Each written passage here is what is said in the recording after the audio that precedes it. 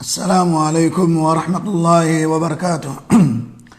الحمد لله رب العالمين، والصلاة والسلام على أشرف الأنبياء والمرسلين نبينا محمد وآله وصحبه أجمعين. أما بعد، قال الله سبحانه وتعالى في كتابه المجيد والفرقان الحميد بعد أعوذ بالله من الشيطان الرجيم. بسم الله الرحمن الرحيم. ولو ترى إذ يتوفى الذين كفروا الملائكة يضربون وجوههم وأدبارهم وذوقوا عذاب الحريق ذلك بما قدمت أيديكم وأن الله ليس بظلام للعبيد. معزز ناظرین کرام، قبر کی جزا و سزا پر ہمارا ایمان ہونا چاہیے کہ انسان جب مر جاتا ہے تو قبر میں اسے نعمتوں سے محدود بھی کیا جاتا ہے، اور اگر عاصی نافرمان اور منکر ہوتا ہے تو اس پر سزا بھی ہوتی ہے. تو آئیں اور ہم قرآن و حدیث کی روشنی میں دیتے ہیں، بتاتے ہیں، معلومات دیتے ہیں کہ قبر کی جزا و سزا پر ہمارا ایمان ہونا چاہیے. قبر کی آسائشیں اور عذاب برحق ہیں، فرشتوں کے سوالات حق ہیں، اور یہ سب کچھ سچ ہے کیونکہ عقلی و نقلی دلائل اس پر دلالت کرتے ہیں. سب سے پہلے اللہ رب العالمین کا فرمان وَلَوْ تَرَى إِذْ يَتَوَفَّى الَّذِينَ كَفَرُوا، جو آیت کریمہ ہم نے آپ کے سامنے تلاوت کی. اللہ رب العالمین نے ارشاد فرمایا، اور کاش تم اس وقت کی کیفیت دیکھو جب فرشتے کافروں کی جان قبض کرتے ہیں، ان کے چہرے اور سرینوں پر مارتے ہیں اور کہتے ہیں اب عذاب آتش کا مزہ چکھو. یہ اس بدکاری کی وجہ سے ہے جسے تمہارے ہاتھوں نے آگے بھیجا، اور بے شک اللہ بندوں پر ظلم کرنے والا نہیں ہے. ایک دوسری جگہ اللہ رب العالمین نے ارشاد فرمایا وَلَوْ تَرَى إِذِ الظَّالِمُونَ فِي غَمَرَاتِ الْمَوْتِ وَالْمَلَائِكَةُ بَاسِطُو أَيْدِيهِمْ أَخْرِجُوا أَنفُسَكُمْ الْيَوْمَ تُجْزَوْنَ عَذَابَ الْهُونِ بِمَا كُنْتُمْ تَقُولُونَ عَلَى اللَّهِ غَيْرَ الْحَقِّ وَكُنْتُمْ عَنْ آيَاتِهِ تَسْتَكْبِرُونَ. اے کاش کہ تم اس وقت کی کیفیت کو دیکھو جب ظالم موت کی سختیوں میں مبتلا ہوں گے اور فرشتے ان کی طرف اپنے ہاتھ کو پھیلا رہے ہوں گے کہ اپنی جانیں نکالو. آج تم کو ذلت کا عذاب دیا جائے گا، اس لیے کہ تم اللہ پر غلط باتیں کہتے تھے اور اس کی آیات سے خود کو بڑا جانتے تھے. آگے اللہ نے فرمایا وَلَقَدْ جِئْتُمُونَا فُرَادًا كَمَا خَلَقْنَاكُمْ أَوَّلَ مَرَّةٍ وَتَرَكْتُمْ مَا خَوَّلْنَاكُمْ وَرَاءَ ظُهُورِكُمْ وَمَا نَرَى مَعَكُمْ شُفَعَاءَكُمُ الَّذِينَ زَعَمْتُمْ أَنَّهُمْ فِيكُمْ شُرَكَاءُ لَقَدْ تَقَطَّعَ بَيْنَكُمْ وَضَلَّ عَنْكُمْ مَا كُنْتُمْ تَزْعُمُونَ. اللہ نے ارشاد فرمایا آج ہمارے پاس تم اکیلے آئے ہو، جس طرح ہم نے تم کو پہلی مرتبہ پیدا کیا اور جن نعمتوں میں ہم نے تمہیں خوشحالی دی وہ سب پیچھے تم چھوڑ آئے ہو، اور ہم تمہارے ساتھ تمہارے وہ سفارشی نہیں دیکھ رہے ہیں جنہیں تم اپنے شفیع اور ہمارے شریک گردانتے تھے.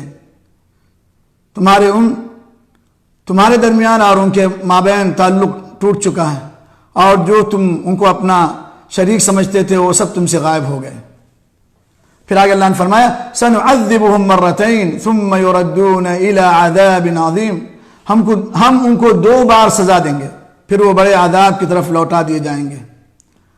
آگے اللہ نے ارشاد فرمایا النَّارُ يُعْرَضُونَ عَلَيْهَا غُدُوًّا وَعَشِيًّا وَيَوْمَ تَقُومُ السَّاعَةُ وَادْخِلُوا آلَ فِرْعَوْنَ أَشَدَّ الْعَذَابِ. وہ صبح شام جہنم کی آگ پر پیش کیے جاتے ہیں، اور قیامت کے دن کہا جائے گا قوم فرعون کو سخت ترین عذاب میں داخل کرو۔ تو یہ معلوم ہوتا ہے کہ قبر میں انسان کو عذاب بھی دیا جاتا ہے اور اسے نمٹا جاتا ہے۔ مزید اللہ رب العالمین نے فرمایا مومنین کے تعلق سے، يثبت الله الذين آمنوا بالقول الثابت في الحياة الدنيا وفي الآخرة ويضل الله الظالمين ويفعل الله ما يشاء۔ دنیا و آخرت کی زندگی میں اللہ ایمان والوں کو درست بات پر قائم اور ثابت قدم رکھتا ہے اور ظالموں کو گمراہ کرتا ہے، اور اللہ جو چاہے کرتا ہے۔ رسول اللہ صلی اللہ علیہ وسلم نے بھی اپنی ارشاد عالیہ میں احوال برزخ کی خبر دیتے ہوئے آپ نے فرمایا، ان العبد اذا وضع في قبره وتولى عنه اصحابه وانه ليسمع قرع نعالهم اتاه ملكان فيقعدانه فيقولان له ما كنت تقول في هذا الرجل لمحمد صلى الله عليه وسلم، فاما المؤمن فيقول اشهد انه عبد الله ورسوله فيقال له انظر الى مقعدك من النار قد ابدلك الله به مقعدا من الجنہ فيراهما جميعا۔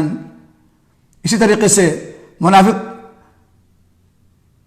کو بھی پوچھا جاتا ہے اور اس سے بھی سوال کیا جاتا ہے، تو اللہ کے رسول نے فرمایا کہ بندہ مومن جب قبر میں رکھا جاتا ہے اور اس کے ساتھی واپس مڑ جاتے ہیں، وہ ان کے جوتوں کی آواز سنتا ہے، ساتھ ہی اس کے پاس دو فرشتے آ جاتے ہیں، اسے بٹھاتے ہیں اور کہتے ہیں محمد صلی اللہ علیہ وسلم کے بارے میں تو کیا کہتا ہے؟ مومن کہے گا میں گواہی دیتا ہوں کہ اللہ کے بندے اور رسول ہیں۔ اس کو کہا جائے گا جہنم میں تو اپنی جگہ دیکھ لے، اس کے بدلے تجھے اللہ نے بہشت میں جگہ دی۔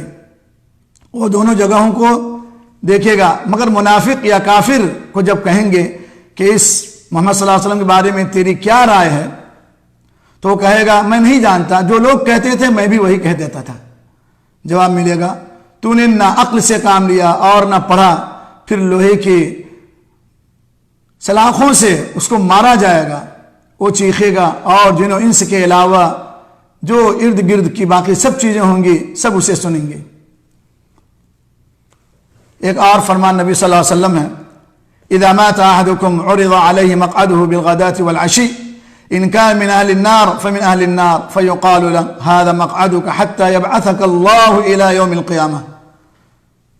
امام بخاری رحمۃ اللہ علیہ نے اپنے صحیح میں اپنے بخاری میں اسے روایت کیا ہے کہ اللہ کے رسول نے فرمایا جب ایک انسان مر جاتا ہے تو صبح و شام اس کی جگہ ہمیشہ کا ٹھکانہ اس پر پیش کیا جاتا ہے، اگر جہنمی ہے تو جہنم پیش کی جاتی ہے، اور کہا جاتا ہے قیامت کے دن اٹھنے تک تیری یہ جگہ ہے۔ اسی طرح ایک دعا میں آپ صلی اللہ علیہ وسلم نے فرمایا اللہم انی اعوذ بک من عذاب القبر ومن عذاب النار ومن فتنة المحیا والممات ومن فتنة المسیح الدجال۔ صحیح بخاری کہ اللہ میں عذاب قبر کے عذاب، جہنم کے عذاب، زندگی اور موت کی آزمائش اور مسیح الدجال کے فتنے سے اللہ میں تیری پناہ چاہتا ہوں۔ تو آپ صلی اللہ علیہ وسلم نے قبر اور اس کے عذاب اور اس کی آزمائشوں سے اللہ کے رسول صلی اللہ علیہ وسلم نے پناہ مانگے ہیں۔ نبی کریم صلی اللہ علیہ وسلم اسی طرح دو قبروں کے پاس سے گزر رہے تھے تو آپ نے فرمایا انہما يعذبان وما يعذبان في كبير ثم قال بلى اما احدهما فكان يسعى بالنميمة واما الاخر فكان لا يستتر من بوله۔ صحیح بخاری۔ اللہ کے رسول اللہ صلی اللہ علیہ وسلم نے ارشاد فرمایا، آپ صلی اللہ علیہ وسلم کا گزر دو قبروں کے پاس سے ہو رہا تھا، آپ گزرے تو آپ نے فرمایا کہ ان دو قبروں میں عذاب دیا جا رہا ہے، صاحب قبروں کو عذاب دیا جا رہا ہے، اور آپ نے فرمایا کہ جو یہ عذاب دیا جا رہا ہے کسی بڑے جرم میں عذاب نہیں دیا جا رہا ہے، بلکہ ایک چغل خوری کرتا تھا اور دوسرا اپنے پیشاب کی چھینٹوں سے اجتناب نہیں کرتا تھا۔ آج ہم میں سے کتنے لوگ ہیں جو پیشاب کی چھینٹوں سے نہیں بچتے ہیں اور معمولی سمجھتے ہیں، اور چغلخوری، آگ لگانا، ایک دوسرے کے مابین بغض، فتنہ، آگ کو بھڑکانا، یہ ہم لوگوں کا ایک شیوا بن گیا ہے۔ تو لہذا اس حدیث سے ہمیں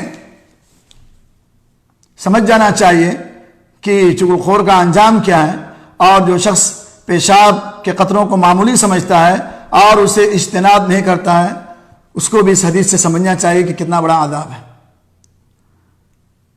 عقلی و دلائل: جو بندہ اللہ تعالی، فرشتوں اور یوم آخرت کا یقین کرتا ہے، وہ عذاب قبر اور نعمت قبر کا ضرور یقین کرے گا۔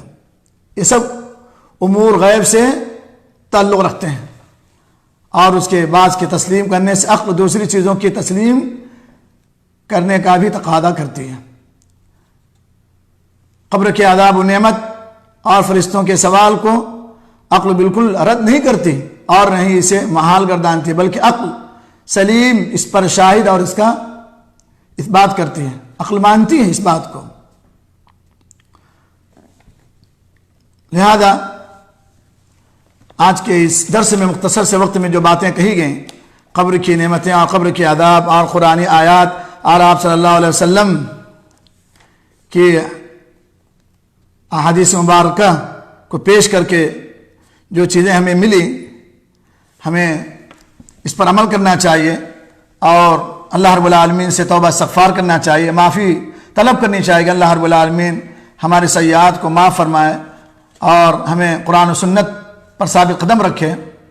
جزاکم اللہ خیرا و احسن الیکم۔ السلام علیکم ورحمۃ اللہ وبرکاتہ۔